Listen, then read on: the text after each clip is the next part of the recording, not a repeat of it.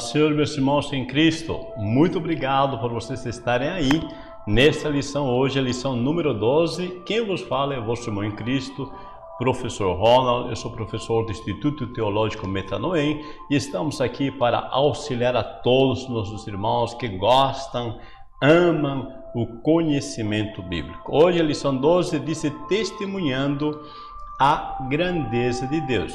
Seja bem-vindo, meu irmão, minha irmã, e se você não é inscrito em nosso canal, lhe convido, inscreva-se em nosso canal e compartilhe, deixe seu like, abençoe vidas, ok? Ao participar da nossa EBD e compartilhar. E lembra você que esses slides que eu vou passar vai estar à tua disposição, basta ver embaixo do vídeo, tem os links que você pode baixar em 3 versões, 2 versões de PowerPoint ou PDF, ok? Para você poder usar na tua igreja, na tua EBD ou mesmo no teu celular como uma orientação na hora da tua EBD, amém? Então vamos lá, texto áureo disse em Esther 9:32 que o mandado de Esther estabeleceu o que respeitava ao Purim e escreveu-se num livro. Esther, capítulo 9, versículo 32. A verdade aplicada nos diz: somente confiando no Senhor podemos superar todas as afrontas que nos advêm do diabo. O inimigo sempre procura nos segurar, tá? Mas quando confiamos no Senhor, quando sabemos que aquele que está em nós é maior do que aquele que está lá fora, então ficamos conscientes que aquele que está em nós, que é maior, vai nos dar força, graça para vencer aquele que está aí do lado de fora, tá? O inimigo, as circunstâncias adversas, tá? Querendo nos derrotar. 3 objetivos. Primeiro, ensinar que Deus continua protegendo o seu povo. Segundo, destacar que Deus ainda continua o mesmo. E terceiro, considerar que precisamos celebrar nossas vitórias. O texto está, este texto de referência, Esther capítulo 9, 20, 21, 26 e 28. Por favor, peço para você ler aí, que eu já vou para a introdução. Através desta lição, veremos que as pessoas passam por momentos de dor, medo e sofrimento. Mas Deus transforma sofrimento em alegria. É uma coisa muito importante você perceber, meu irmão, minha irmã, que tudo nesta vida passa.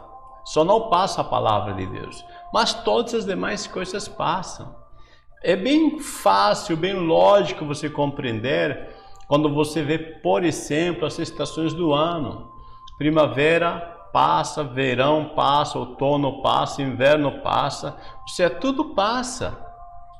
Eu não sei que horário você está assistindo agora esse EBD, mas tenho certeza, se está de noite que você está assistindo, amanhã o sol vai nascer. Se está de dia que você está assistindo neste momento, o sol vai se esconder e a noite vai chegar. É assim a vida. Então não nos deve surpreender, tá, que em algum momento nós passemos momento de dor, medo, sofrimento, porque também vai vir o momento da segurança, da energia, da alegria, da vitória. Tudo passa. Amém? Então esse é o primeiro ponto que nós queremos entender. E quando nós, mesmo passando nesses momentos, confiamos em Deus, mesmo esses momentos de deserto, vamos dizer, são momentos de alegria. Vencendo os inimigos. A surpreendente ação de Deus. Deus é o nosso fiel protetor e Deus muda a tristeza em alegria. Primeiro, vencendo os inimigos. As vitórias são decorrentes da submissão ao Senhor, ok? Só que a submissão ao Senhor é decorrente da fé nele. Veja que o ouvir gera fé, que gera a ação, que é o guardar. a obediência. Tá? É muito importante que você siga, entenda, compreenda este processo. Tá? Que a verdadeira submissão a Deus vem da fé. Quando você crê que Deus está falando a verdade, aí você faz aquilo que Ele está pedindo para fazer. Você entende isso? Veja que diz o texto de Deuteronômio 28:1. E será que se ouvirdes a voz do Senhor teu Deus. Lembra que a fé vem pelo ouvir a palavra de Deus. Então, se ouvirdes a voz do Senhor teu Deus, tendo cuidado de guardar ou praticar de todos os seus mandamentos. Tá? Então, é muito importante nós entender isso. Se eu quero ter força para praticar, para guardar, para concretizar o que Deus quer que eu faça, eu vou ter que ouvir com muita atenção o que Ele diz, porque esse ouvir vai gerar fé no meu coração. A surpreendente ação de Deus. Ao vermos a história de Mardoqueu e Esther, percebemos que Deus tinha um propósito na vida dos dois. Tá? Mas nós podemos compreender nessa história que Deus tem um propósito na vida de cada pessoa. Quando Deus nos mostra como Ele age por Mardoqueu ou por Esther, através deles, é um exemplo, tá? Que nos está dando que Deus quer agir por você e através de você também. Tá? Deus tem um propósito para cada vida. Eu estou querendo dizer, Deus tem um propósito na tua vida, para você ser um instrumento de Deus, para você fazer a diferença no meio social em que você está. A surpreendente ação de Deus. Deus usa a pessoa que crê nele e se dispõe a servi-lo, independente de título, cultura e outros fatores. Agora, quando eu digo independente de título, cultura e outros fatores, por favor, cuidado com você não cair naquela teologia que prega a miséria e a ignorância. Você já viu, às vezes, que tem pessoas que por tradição, por repetição, tá? Eles acabam fazendo um quadro na mente das pessoas, uma imagem de que Deus usa tão somente aquele que é pobre, Deus usa tão somente aquele que é ignorante, que não tem conhecimento nenhum, que Deus usa aquela pessoa que não tem nenhuma condição financeira ou nenhuma condição social. Cuidado com essa teologia da pobreza, da miséria, ignorância, como se, tá, para Deus me usar, eu não preciso conhecer nada, quanto mais ignorante for do conteúdo, né? Deus usou, né? Ou quando a pessoa é pobre, miserável, aí diz, Deus usou, tá? Cada caso é um contexto, irmãos. Vamos entender isso, por favor, tá? Sabe, às vezes as pessoas dizem assim, aquela igrejinha velha, caindo aos pedaços, lá no meio do mato, aquela igreja de bambu, às vezes, lá está o poder de Deus. Não, o poder de Deus não está na igrejinha velha simplesmente. Tá? O poder de Deus está nas pessoas que buscam a Deus. Poderia ser uma igreja feita de ouro puro, mas se as pessoas estão buscando a Deus, Deus está aí. Tá? Não é porque a pessoa é ignorante, sem conhecimento nenhum, tá? Que Deus pode usar mais do que aquele que tem conhecimento. Cuidado com essa teologia da miséria e ignorância, que é uma teologia que foi pregada no período da Idade Média. Agora eu quero que você perceba, por exemplo, que Paulo e Moisés eram pessoas com altíssimo conhecimento intelectual. E isso foi usado pelo Senhor. Percebe? Se fosse hoje, em grau de título, eu diria, Paulo teria seu título de doutorado, tá? Mestre doutorado, PhD. Moisés foi instruído em toda a ciência dos egípcios ou dos egípcios, tá?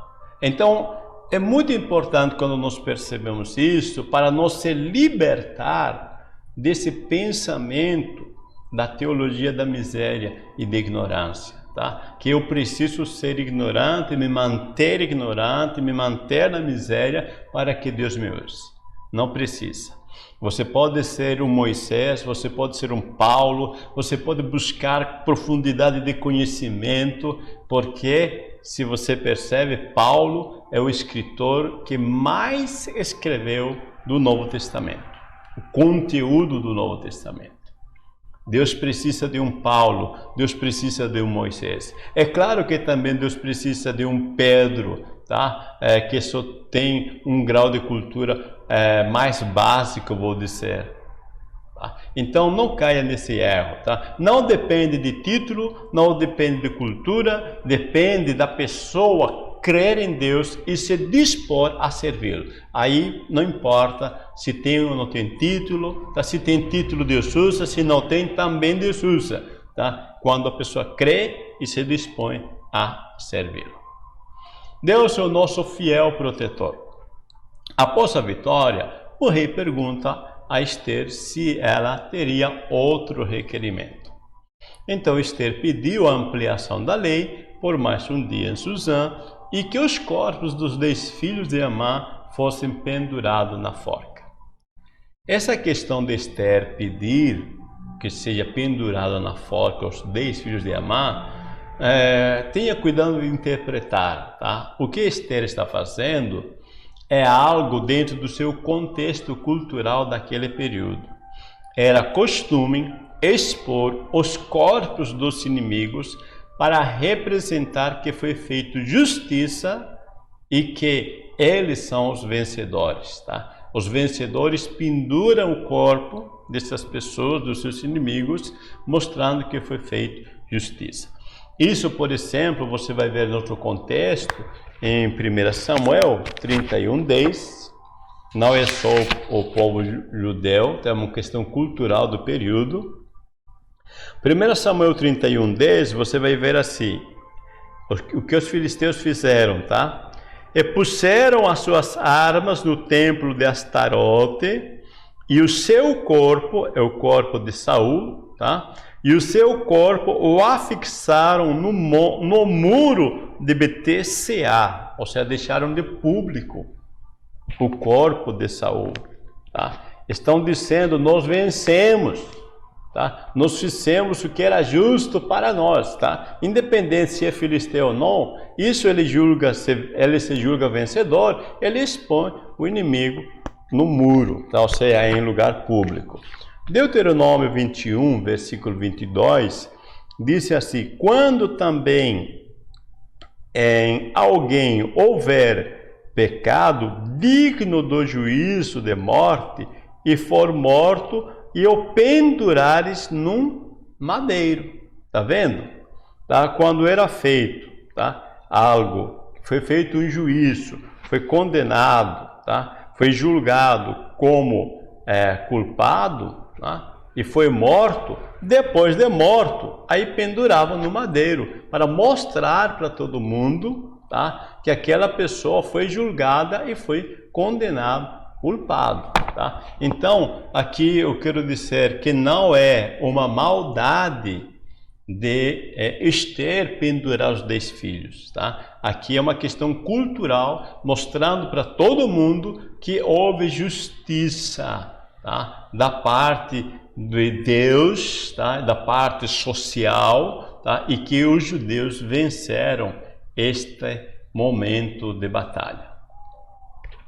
Deus muda a tristeza em alegria. Esther teve seu momento de dúvida e medo, mas ela se recompôs, tá? E focou em achar meios e caminhos para alcançar seus objetivos. É muito importante isto, tá? Porque todos nós podemos passar por dúvidas, podemos passar por medo, mas nós devemos aprender a nos recompor, sabe?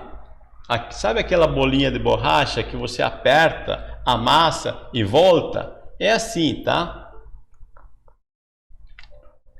Tô pegando meu copo porque eu quero mostrar para você, tá vendo? Eu amassei, tá? Ele se recompõe, tá? O crente, o cristão, o ser humano pode passar dúvidas e medos, mas decida se recompor. É uma decisão tua, tá? De você reiniciar a vida com o aprendizado dessa experiência que você teve. E Deus mudou a sua tristeza em alegria. É interessante quando nós repensamos nossos pensamentos, nossos conceitos, Deus pode mudar, Deus pode nos dar uma visão, uma clareza, que existem outros meios, outros caminhos, tá? Para alcançar aquilo que Deus tem para nós. Deus é o juiz de Israel. É hora de celebrar, devemos contar os feitos do Senhor. Quem serve ao Senhor goza de paz. Israel festeja até hoje a festa do Purim como constante recordação do grande livramento que tiveram. Eu quero sugerir para você, se você quiser, se for possível para você, neste momento, tá? Ou após, né, a lição, quando você terminar, tá? Mas eu quero sugerir para você que você faça este exercício que está sendo feito, colocado, tá, por Mardoqueu e Esther, que é de você se lembrar intencionalmente de algo grandioso que Deus fez por você. Você se lembrar de um momento de alegria, nota 10 que Deus proporcionou para você. Faça esse exercício, lembre-se, um minutinho, fecha teus olhos e perceba aquilo que Deus fez para você e do fundo do teu coração agradeça a Ele. Lembre-se, recorde-se de algo grande que Deus fez. Você vai perceber que vai mudar aqui dentro, vai mudar teu sentimento, isso vai fazer muito bem para você. No livro de Esther aprendemos que Deus está no controle dos nossos caminhos, transformando o nosso choro em lágrimas de alegria. Quando você fizer esse exercício que eu disse, de gratidão, de agradecimento, de lembrança intencional, você vai perceber que mesmo aqueles momentos de dores são momentos que te trouxeram crescimento. E você vai perceber que Deus está no controle de todos os teus caminhos e que Deus sempre tem o melhor para você. Devemos contar os feitos do Senhor. Mardoqueu escreveu essas coisas e enviou cartas a todos os judeus. Para Mardoqueu era difícil calar-se após tão grande livramento de Deus. Olha só. Mardoqueu, né? Ele acha difícil calar, porque está muito feliz, está muito alegre. E eu quero que você perceba isso, por favor, que quando nós estamos felizes, alegres, nós queremos contar isso para os outros. É isso que Paulo disse em 1 Coríntios 9,16. Ai de mim se não anunciar o Evangelho. Esse ai aqui de 1 Coríntios 9,16 não é de peso, tá? De peso de não pregar por dor. Não, esse ai de mim é de peso, de perder o prazer que se tem ao anunciar o Evangelho. Paulo disse, é tão gostoso, está parafraseando para você, tá bom? Ele está dizendo assim, é tão gostoso, tão bom pregar o Evangelho. Deus me livre de eu ficar sem pregar o Evangelho, eu queria pregar o Evangelho. Paulo descobriu o prazer, tá? Há uma alegria interna, uma motivação interna que impulsiona Paulo a pregar. Assim também é com Mardoqueu, ok? Que o Espírito de Deus te impulsione. Essa alegria que eu disse para você pensar, essa razão de agradecimento te impulsione para você pregar o Evangelho. Quem serve ao Senhor goza de paz, ok? O Senhor é o nosso manancial de paz. Mas onde está o Senhor? Será que Deus está lá assentado no seu trono no céu, de onde vai enviar a paz? Paulo aos Romanos disse assim: será que Deus está tão longe, lá em cima, que eu tenho que orar para lhe enviar a paz?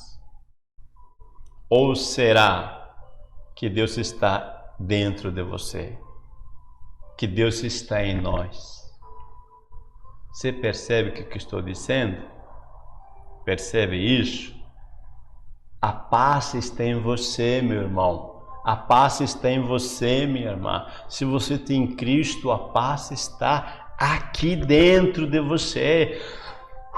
Deixa fluir. Deixa saltar, como diz Jesus para a mulher samaritana, para a vida eterna.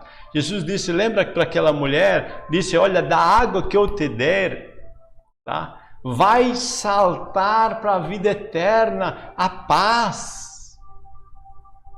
A paz não está aqui fora, entenda isso por favor. A paz está aqui dentro. Viva a tua paz, deixa fluir a tua paz, amém? O Senhor permite a aprovação de Esther. É hora de festejar, Esther movida por fé, e Deus cuida do seu povo. Essa imagem que eu coloquei para você é o deserto do Negueb, tá? É o momento que quando Israel saiu do Egito e viveu por um tempo nesse deserto. Mas disse o autor dos Hebreus que Josué e Caleb, nesse deserto, desfrutaram a presença de Deus. E por desfrutarem a presença de Deus em pleno deserto, eles já viveram em paz. Eles já viveram tranquilos no meio do deserto. Tá? Eles não esperam entrar em Canaã para se sentirem felizes e viver em paz. Eles desfrutam a paz, a alegria em pleno deserto, porque eles descobrem que Deus é a sua fonte de paz. E eles estão com Deus no deserto e desfrutam a presença de Deus no deserto. Amém? A aprovação pode ser um meio pelo qual o Senhor nos aperfeiçoa, nos amadurece. Perceba que eu coloquei o pode, tá? Porque a aprovação nem sempre amadurece as pessoas. A provação, a aflição, a dor só amadurece aqueles que se permitem ser amadurecidos pela dor. Aqueles que olham para a dor e tiram lições disso. Aprendizado com isso. É o que eu disse de Josué e Caleb. Eles olham o deserto, eles estão no deserto, mas eles desfrutam a presença do Senhor na coluna do fogo. Eles desfrutam a presença de Deus na nuvem. Eles louvam a Deus pelo maná, porque Deus está servindo o café da manhã a cada dia para eles. Isso é um privilégio muito gigante, o próprio Deus preparar a mesa no deserto, ok? Esther, no momento de sua aprovação, depositou sua confiança em Deus e se descobriu mulher guerreira de oração. Descubra-se a si mesmo no meio da tua aprovação. No meio desta pandemia, no meio destas circunstâncias que parecem deserto, eu quero dizer, descubra a presença de Deus na tua vida e descubra a pessoa excelente que tem dentro de você, porque eu tenho certeza que dentro de você existe uma pessoa excelente, existe um homem excelente, uma mulher excelente, uma mulher guerreira. Amém? É hora de festejar. O fato de o livro de Esther não mencionar o nome do Senhor é só um detalhe, porque sua presença e o como ele dirige os fatos e os tempos para favorecer o seu povo são perceptíveis e inquestionáveis. É tão bom isto, né? Tá? Que não está escrito, Deus não aparece, mas ele está presente. Isaías, capítulo 45, versículo 15, nos diz: verdadeiramente, tu és o Deus que te ocultas, o Deus de Israel, o Salvador. Como é bonito isto, né? Isaías disse: Deus salva, Deus é o Deus de Israel, mas ele se oculta. Tá? Intencionalmente, né? No livro de Esther, Deus se oculta, mas é o Deus que salva, é o Deus do seu povo. É interessante que Deus é muito humilde, né? Ele faz as coisas que acontecem, tá? Mas não se mostra. Tá? Você vai ver isso claramente, porque a humildade é que vence, né? No livro de Esther. Mardoqueu vence porque é alguém humilde. Esther vence porque é alguém que se posiciona na sua posição, tá? De humildade. Amém? Esther movida por fé. Esther alcançou o topo mais alto dentro do seu contexto, contudo, ela nunca se preocupou com isso, nem com a fama, dinheiro, poder ou domínio. Lição passada eu falei isto, tá? Que quando as pessoas não procuram tudo isso, como a fama, dinheiro, poder, a fama, dinheiro, poder e domínio vem atrás da pessoa, alcança, tá? Ele faz que desfrute isto. Tudo muda na vida de uma pessoa se ela tem fé. Se você crê, tá, que Deus é justo e fiel, você faz por amor a Ele e Deus faz que as bênçãos corram atrás de ti e te alcancem. Deus cuida do seu povo.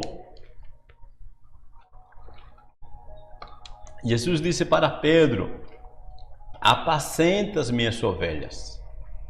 Lembra em João 21, 17? Após a ressurreição, Jesus chega para Pedro e diz: Pedro, tu me amas? Aí Pedro diz: ah, Senhor, tu sabes que eu te amo. Aí Jesus disse assim: apacenta as minhas ovelhas. E Pedro aprendeu com isso, tá? Pedro aprendeu que ele tem uma responsabilidade de cuidar dos seus irmãos. E Pedro repete isto para a igreja na sua primeira epístola, capítulo 2, versículo 9, que diz: mas vós sois a geração eleita, o sacerdócio real. Pedro está dizendo à igreja: cada um de vós assuma seu papel pastoral de cuidar um dos outros.